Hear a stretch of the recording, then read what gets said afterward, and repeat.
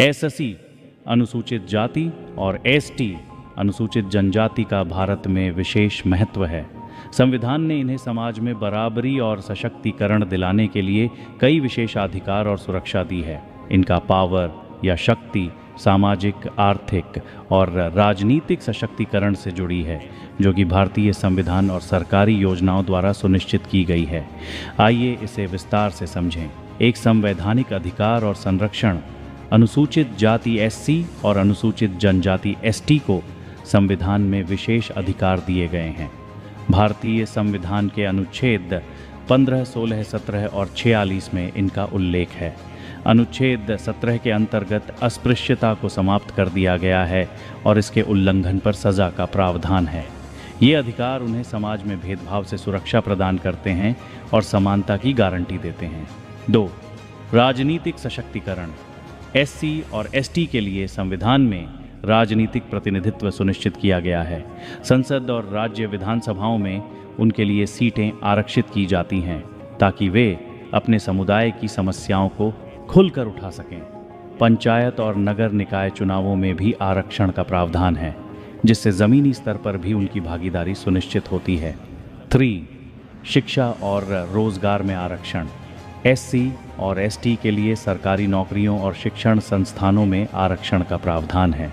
सरकारी नौकरियों में एससी को 15% एंड एसटी को 7.5% आरक्षण मिलता है।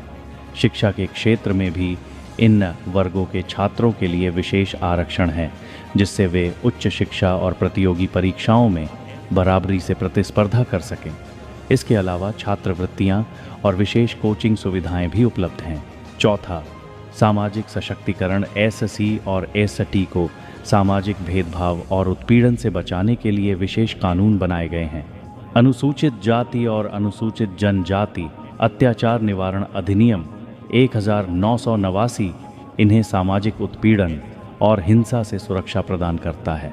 इस अधिनियम के तहत किसी भी प्रकार के भेदभाव, हिंसा या अत्याचार के खिलाफ कठोर सज़ा का प्रावधान है, जिससे समाज में उनकी स्थिति मजबूत होती है।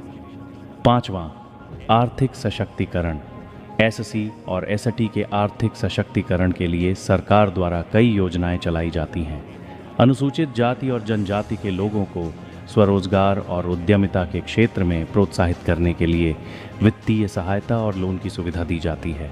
प्रधानमंत्री रोजगार योजना, स्टैंड अप इंडिया योजना और अन्य सरकारी योजनाओं के माध्यम से उन्हें आर्थिक रूप से आत्मनिर्भर बनने के अवसर दिए जाते हैं। 6. सामुदायिक विकास और कल्याण योजनाएं। एससी और एसटी समुदायों के विकास के लिए केंद्र और राज्य सरकारें विशेष योजनाएं चलाती हैं। इन योजनाओं के अंतर्गत स्वास्थ्य, शिक्षा, आवास और बुनियादी सुविधाओं का विकास किया जाता है। आदिवासी क्षेत्रों में विशेष विकास योजनाएं चलाई जाती हैं ताकि वहां के लोगों को मुख्य धारा से जोड़ा जा सके और उनकी जीवन स्तर में सुधार हो सके। 7. संरक्षण और जागरूकता अभियान।